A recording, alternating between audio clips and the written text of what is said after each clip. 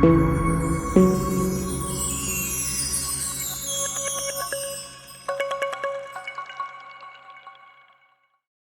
back, viewers.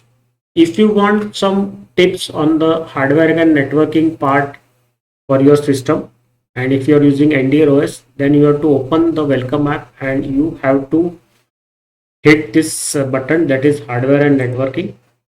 So that will open up the discover. So in discover, you can check out this topics given on the this web page, that is for the AMD GPU applications and the Intel GPU. So this provides us some background on the video playback in Arch Linux, how to install the Virtual Manager Complete Edition, beginner's guide to MPD, config and clients. So this is the music player daemon in Arch Linux. So how to configure it, it is given. XFC high DPI screens, how to configure everything is given here.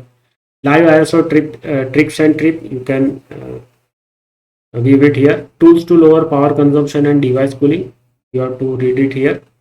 ACPI kernel parameters and how to choose them, that is also given. The NVIDIA introduction is given.